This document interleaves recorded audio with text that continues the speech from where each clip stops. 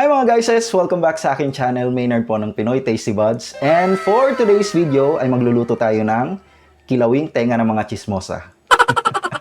Hindi, joke lang. So ngayon guys, ang lulutuin natin ay ang kilawing tenga ng baboy.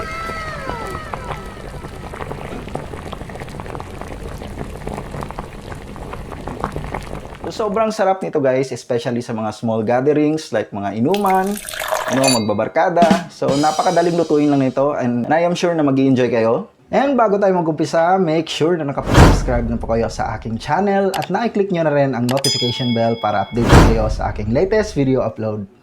So, hindi na natin patatagalin pa. At tara, mag-umpisa na tayo.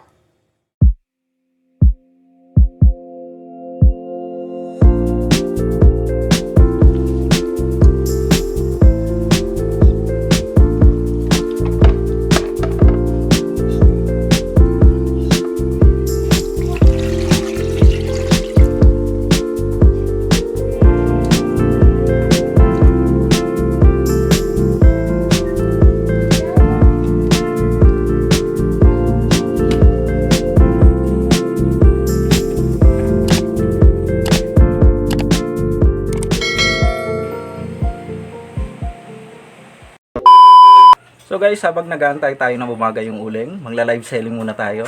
Marami tayong free love dito. Ayan, nakikita nyo naman. So ito guys, ayan. 150 na lang. Meron po siyang libreng semento sa kilikili. Ayan.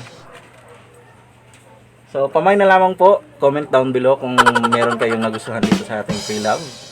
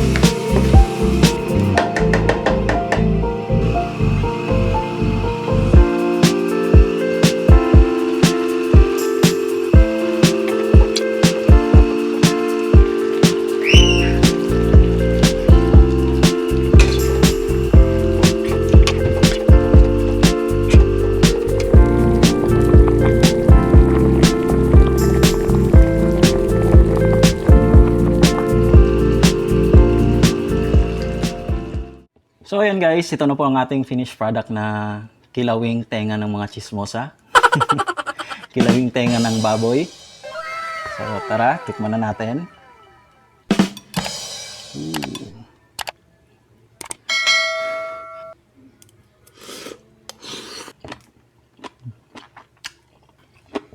Hindi po to sponsor. Sarap ng pampulutan guys. So kung may mga small gatherings tayo sa bahay natin, may mga hindi tayo naasahan mga bisita, pwede natin silang lutuan ito.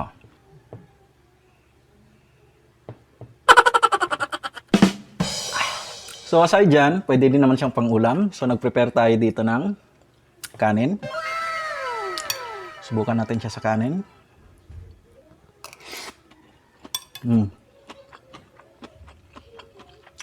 Sarap. Yan.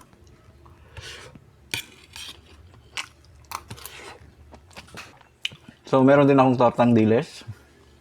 Actually, tira na to. Kahapon pa to niluto. Pero, pwede pa naman.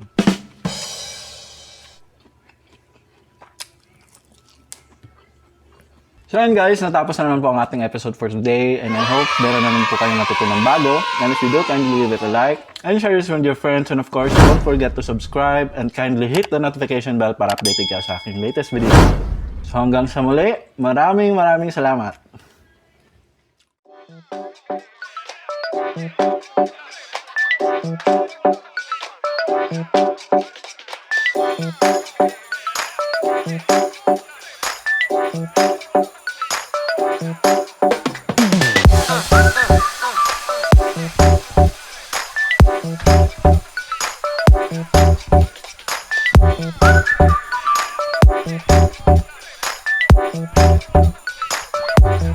Thank you.